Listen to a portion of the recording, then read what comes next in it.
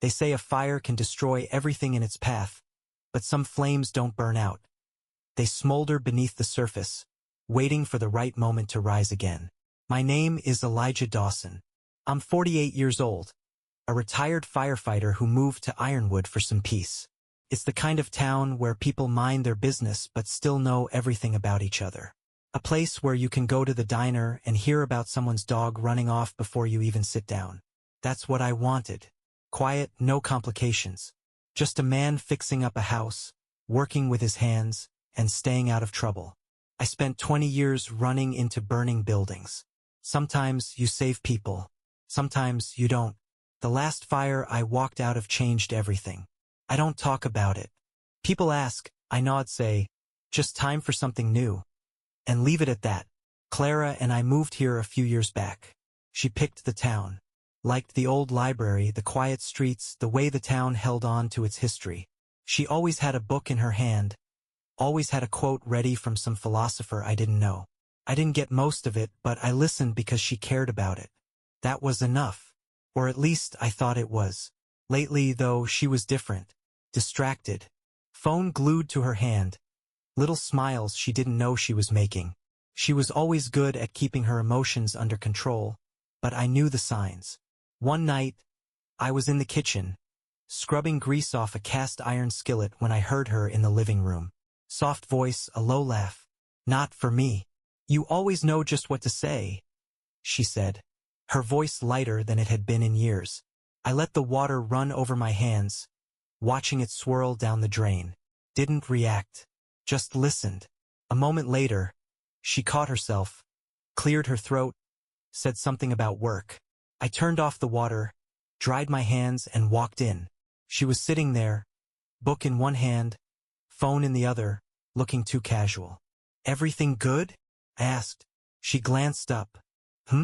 Oh yeah, just talking to a coworker. Must be funny. She gave a quick, dismissive smile, one she probably thought was convincing. Nothing serious, just chatting. I didn't push, didn't need to. I knew when someone was lying. A few days later, I was at the hardware store, picking up nails for a repair job, when Dahlia Donovan found me. Dahlia and I grew up together.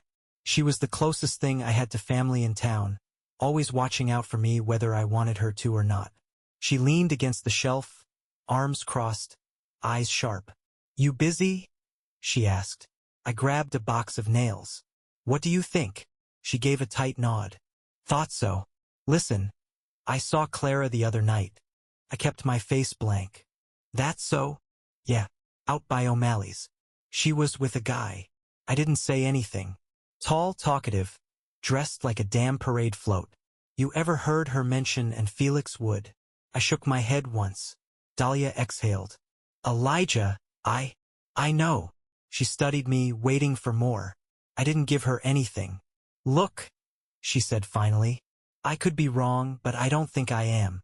You want me to? No, I said. I got it. She didn't look convinced, but she let it go. That was Dahlia. Pushy, but she knew when to back off. That night, Clara got home late. She smelled like a bar, but not drunk. Just the scent clinging to her, like she'd been close to someone who'd had a few too many. I was sitting at the kitchen table, drinking coffee. Long day? I asked. She hesitated, just a flicker, before setting down her purse. Yeah, had to stay late at the library. I nodded. O'Malley's got a new branch over there? She froze for half a second before forcing a smile. What? I leaned back, took a slow sip of coffee. You smell like beer. She gave a little laugh, but her fingers twitched. Oh, must have been from lunch earlier. A few coworkers went out. You know how bars are. Sure. I set my cup down. Who'd you go with? She opened her mouth, closed it again. Just some people from work. She grabbed her purse, suddenly in a hurry. I need a shower. I let her go. Didn't say another word. I wasn't the type to confront without proof. I'd seen too many people run into fires without checking for an exit. I wasn't making that mistake. Over the next week I watched, paid attention. She was careful, always on her phone, but never leaving anything behind. I went to Dahlia, told her to dig. She had more patience for that sort of thing. 3 days later, she called me. Elijah, you need to see this. I met her at the diner. She slid a folder across the table. I opened it. Inside, hotel receipts. Not one, but several. All under Clara's name. All for the same room. She's got a type, huh? Dahlia said, watching me. I ignored her, flipping through. Then I stopped. One receipt had a note. Handwritten. You owe me. I frowned. What the hell does that mean? Dahlia leaned in. That's what I've been trying to figure out. Elijah. I think she's blackmailing him. I looked at her. Come again? Dahlia pointed at the note. I ran his name. Felix Wood isn't just some idiot looking for a good time. He's married. Has a business. And if he's been seeing Clara, she's got something on him. I sat back, absorbing it. I'd expected a garden variety affair. Some excitement, some spark she was missing. But this? This was different. Dahlia watched me carefully. You all right? I nodded. Yeah. She tapped the folder. What do you want to do? I closed it, set it aside. Wait, I said. I didn't react right away. I never did. You learn that in my line of work, rushing gets you burned. I went home that night, sat in the chair by the window with a bottle of whiskey, and thought it through. Clara had been using this guy for more than just company. She had leverage over him. That meant he was just as trapped as I was, maybe more. The next morning, I went about my routine like nothing had changed. Woke up early, made coffee, fixed a busted railing on the porch. I let Clara go through her motions, checking her phone when she thought I wasn't looking, sighing at her book like she was lost in deep thought. I didn't push. Just observed. When she left for work, I followed. Ironwood wasn't big, but it had enough corners for people to think they could hide. I parked down the street from the library and waited. 2 hours later, she stepped out. Not alone. Felix Wood was with her. He had that easy charm about him, the kind of guy who could make a stranger feel like they'd been friends for years. A salesman's energy, always selling something. But today he looked tense. His smile didn't quite reach his eyes. They walked down the street, talking low. When they reached his truck, Clara handed him a piece of paper. His jaw clenched, and for a second I thought he might throw it back at her. But he didn't. He took it, looked around, then got in and drove off. She stood there for a moment, watching him go, then walked back inside like nothing happened. I gave it another day. Watched her. Watched him. Saw the way she controlled the rhythm of their conversations. He wasn't chasing her, she was pulling the strings. Whatever she had on him, it was big enough to make him dance. The next night, I was sitting at O'Malley's, nursing a beer, when Felix walked in. Alone. He didn't see me at first. Just went to the bar, ordered whiskey neat, and downed it like he was trying to kill something inside him. I waited until he ordered another before making my move. Rough day? He looked up, blinking, then gave me that salesman's grin. You could say that. I took the seat next to him, motioning to the bartender for another round. Let me guess. A woman. His smile twitched. Something like that. I nodded, let the silence stretch just enough to make him uncomfortable. Then, when he shifted, I spoke again. Clara's got a way of getting what she wants, doesn't she? His whole body went stiff. He didn't turn to me, just stared at his drink. I don't know what you're talking about. Sure you do. I sipped my beer. I know who you are. I know what's going on. He let out a breath, ran a hand through his hair. Listen, man, I didn't. Save it. I don't care about the affair. That got his attention. He turned to me then, eyes wary. What I care about, I continued, is why you're still around. He let out a humorless laugh. Yeah. Well, that makes two of us. I studied him. He wasn't lying. He wasn't in this for love, for excitement. He was stuck. What's she got on you? His fingers tightened around his glass. Nothing. I just stared at him. He cracked faster than I expected. She knows something, he muttered. Something that could ruin me. I waited. He didn't elaborate, and I wasn't about to beg. Let me guess, I said. Something to do with your business? His jaw twitched. Bingo. She's got documents, he admitted finally. Emails. Enough to make things real messy for me. I nodded slowly. So she's been holding that over your head? He exhaled sharply. Look, I didn't mean for this to happen. I thought, he shook his head. Doesn't matter what I thought. She's got me by the throat. And what's she getting out of it? She wants me to stay. That stopped me. I expected money, favors, something transactional. But she wasn't using him for that. She was making sure he didn't leave. I sat back, processing. Felix downed the rest of his drink. She told me if I try to walk away, she'll send everything to my wife, my business partners, the press. He looked at me then, and for the first time I saw real fear. I don't know what to do. I did. I left O'Malley's that night with a plan. Clara thought she was in control. She thought she held all the cards. She didn't realize I was about to flip the table. I let Felix stew in his own misery for a few days. Didn't call him, didn't check in. He needed to feel the walls closing in before he'd be useful to me. Meanwhile, I kept playing the part of the oblivious husband. Morning coffee, nodding at Clara's absent-minded chatter, fixing things around the house like I had no clue my wife was holding another man by the throat. Dahlia wasn't happy about the waiting. She cornered me at the lumber yard while I was picking up supplies. So what's the plan, Elijah? Or are you just gonna let this fester until you snap and end up on the evening news? I grabbed a roll of sandpaper, tossed it in my cart. I'm handling it. That's cute. Except she's still out there, playing puppet master, and you're pretending you don't notice. I met her eyes. I said, I'm handling it. She exhaled sharply, shaking her head. Fine. But if you need backup, you know where to find me. I did. That night I made the call. Felix picked up on the second ring. Jesus, finally, he muttered. Meet me at the old train depot. Midnight. The hell? Why? Because I said so. I hung up. When he showed up, he looked like hell. Bags under his eyes, shirt wrinkled, fingers twitching like he hadn't had a good night's sleep in weeks. This better be good, he muttered. I leaned against the hood of my truck. You want out. He let out a short, bitter laugh. Obviously. Then you're gonna help me. He frowned. Help you do what? End it. Publicly. He took a step back. I can't. If she won't. He let out another humorless laugh. You don't know her like I do. I know her better than you think. I pushed off the truck and walked up to him. You've been playing defense. Time to flip it. His eyes darted around, like he was checking for an escape route. And how do you suggest we do that? I laid it out for him. The fundraiser, the people who'd be there, his wife, his business partners, Clara. A stage set for the kind of exposure she wouldn't be able to control. He shook his head before I even finished. No way. That's suicide. No, I corrected. It's justice. I'll lose everything. I tilted my head. Haven't you already? His mouth snapped shut.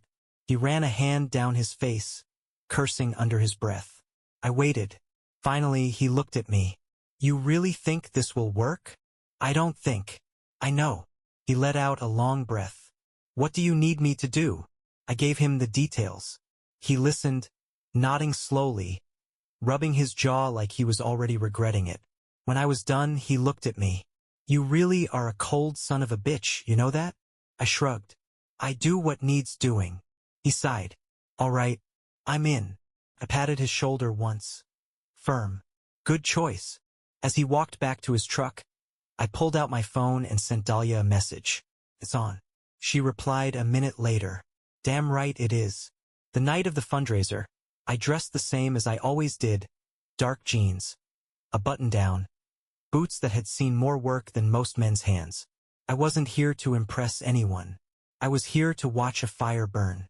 The Ironwood Veterans Hall was packed. The town turned out for events like this. Charity auctions, speeches, people pretending they weren't sizing each other up over cheap wine. Clara was already inside when I arrived, gliding through the room like she belonged there, shaking hands, flashing that polite smile that didn't quite reach her eyes. Felix was across the room, fidgeting near the bar, sipping whiskey like it had the answers. His wife, Eden, was talking to the mayor, unaware her husband was about to be gutted in front of half the town. Dahlia was near the back, leaning against the wall with a glass of wine she hadn't touched. She caught my eye and raised a brow. You sure about this? I gave her a slow nod. She smirked, muttering, all right then. Into her drink. The plan was simple. Felix would take the mic at the end of the night, fundraiser tradition, a few words from a local businessman, a check handed over, applause, pictures. Only this time, his speech wasn't going to be about donations. It was going to be about Clara. I stayed near the back, letting the night play out. Clara worked the room, making sure the right people saw her. She was in control, or at least she thought she was. I let her believe it. When it was time, the host called Felix up. He adjusted his tie, cleared his throat, walked to the front like a man heading to his own execution. The room quieted. He started normal enough. Thanked everyone for coming. Mentioned the charity, the veterans, the sacrifices people made. People nodded along, some clapping in agreement. Then he hesitated, looked right at Clara, and then he flipped the match. I also want to take a moment, he said, voice steady, to talk about honesty. Clara's head tilted just slightly. There's been a lot of dishonesty in my life lately, he continued. Lies I told, lies I believed. But the biggest one is standing right there. He pointed directly at her. A ripple went through the room. Murmurs. Eyes shifting. Clara didn't move. This woman, Felix said, his voice gaining strength, has been blackmailing me for months. Using information against me, forcing me into something I never wanted to be a part of. Gasps. A few turned to Clara, eyes wide. Not just an affair, he went on. No. Something worse. Something planned. Controlled. And I'm done being controlled. Dead silence. Then Clara moved. Stepped forward, slow, measured, like she could still salvage this. Felix, she said, voice calm, controlled. This isn't the place. Felix laughed, shaking his head. Of course it's not. That's the problem, isn't it? The place. The setting. That's what matters to you. Not the truth. People were staring now. Eden, his wife, was frozen, her face blank. The mayor looked uncomfortable. Clara's mask slipped. Just for a second. But I saw it. She turned, locking eyes with me. I didn't look away. The weight of it hit her then. This wasn't just Felix losing control. This was something bigger. Something she hadn't accounted for. Dahlia stepped closer to me, murmuring under her breath, damn. That's gotta sting. Clara opened her mouth, maybe to deny, maybe to spin, but the damage was done. People were already whispering, shifting. Someone pulled Eden aside, murmuring to her. She stiffened, turned, and walked out the door without a word. Felix exhaled, set the microphone down, and walked off the stage, shoulders dropping like he'd just cut loose a weight he'd been carrying for too long. Clara stayed frozen in place. I could have said something. Could have added one final blow. I didn't need to. She turned, walked straight for the exit, head high, but I knew. She was done. Dahlia leaned in. Well, that was fun. I didn't smile. Just finished my drink and walked out, leaving Clara to the mess she'd made. Clara didn't come home that night. I wasn't surprised. She didn't do well with losing, and she sure as hell lost. Instead of waiting for whatever excuse or justification she'd try to feed me, I got to work. I didn't pack in a rush. Didn't storm around throwing things in a bag like some wounded husband in a bad movie. I took my time, made sure I left nothing behind I might regret needing later. Clothes, tools, paperwork, important stuff. Everything else? It could stay. The house felt different as I moved through it. Quieter, even though it had always been quiet. Now it was the kind of quiet that came after a storm, where the air still held the weight of what had passed through. I stopped in the bedroom last, looked at the neatly made bed, the books stacked on her nightstand. The same routine, the same life, but now I knew what had been running underneath it. I sat at her desk and pulled out a sheet of paper. I didn't need to say much. She'd know I meant every word.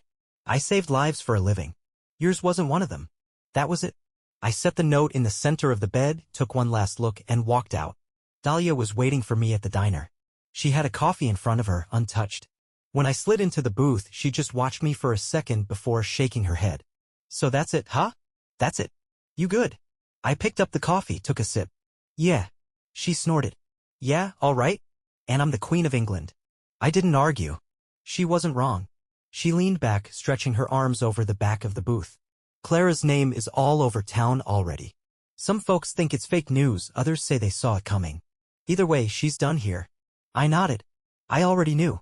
I'd seen it in people's faces when I left the fundraiser. In a town like Ironwood, reputations don't just heal.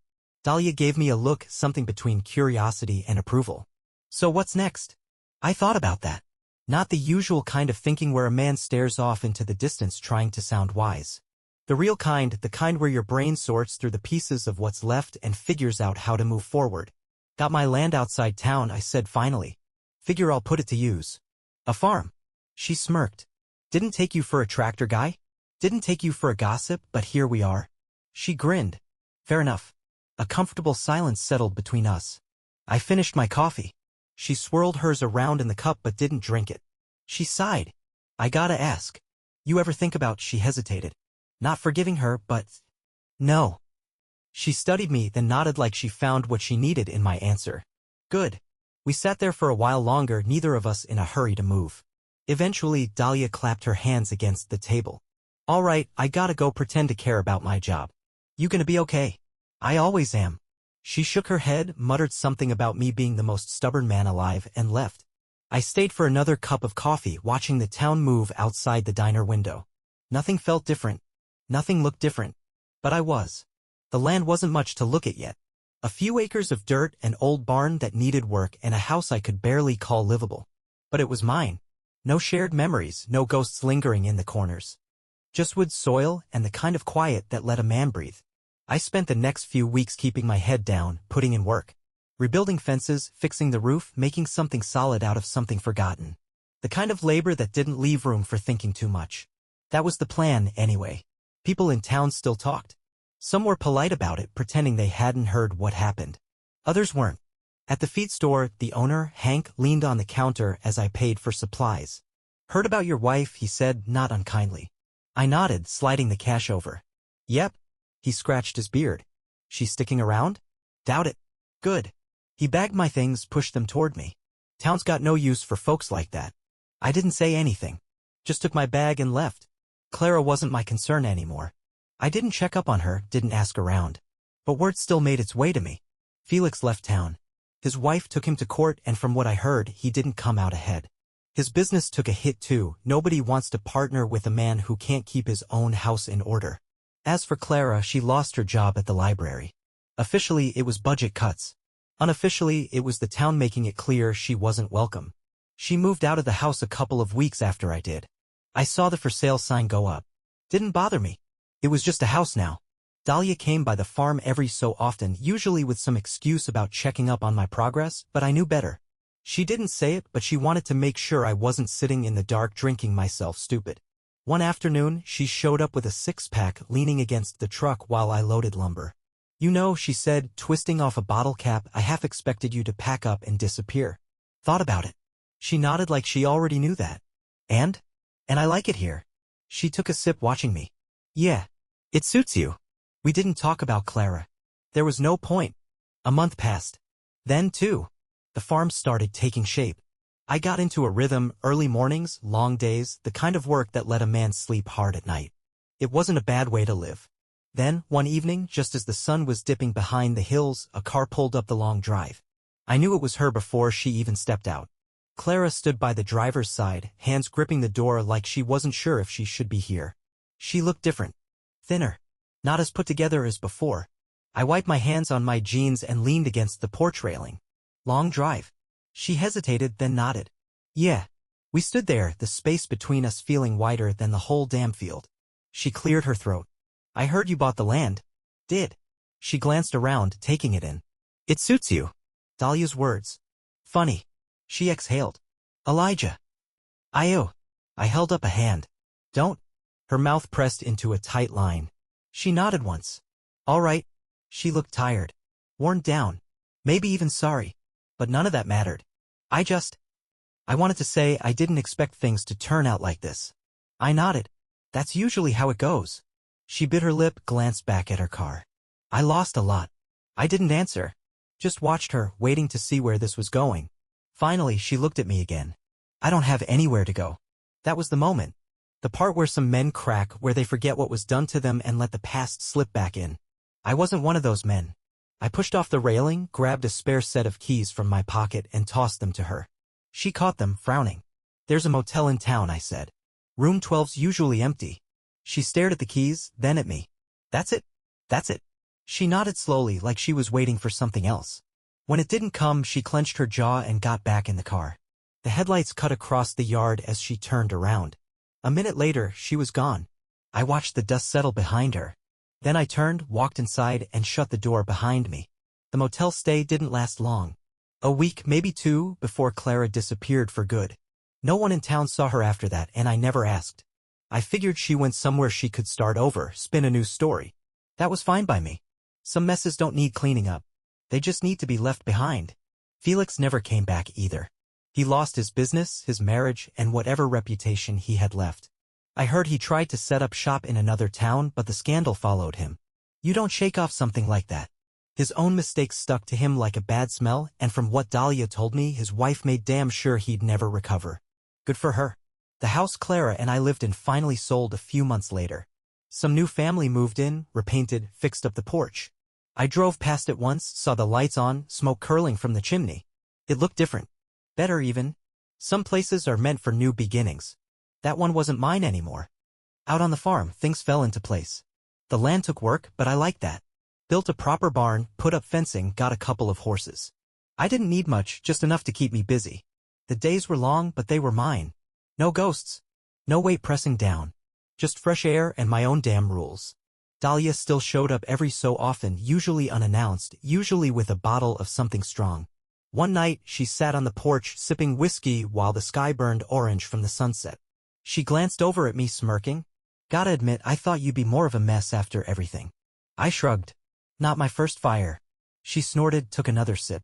Yeah, well, I think you made it out all right. I didn't answer, just watched the fields stretch out past the fence line. The land was quiet, steady. No lies, no games. Just something real. Dahlia leaned back, resting her boots on the railing. So, she said, stretching out the word, what's next? I exhaled slow. This. She studied me for a second, then nodded. Yeah, I can see that. We sat there a while longer, the crickets filling the space where words weren't needed. Eventually she stood, tossed me the empty bottle. All right, cowboy. Try not to get too comfortable out here. You'll turn into one of those weird old hermits. No promises. She rolled her eyes, gave me a two-finger salute, and headed for her truck. The engine rumbled to life, and then she was gone, leaving only dust and quiet in her wake. I stayed on the porch, watching the stars come out one by one. Thought about everything that led me here. The fire, the betrayal, the wreckage. Didn't matter anymore. Some flames burn everything down. Others clear the way for something new. I knew which kind mine was. And I was just getting started.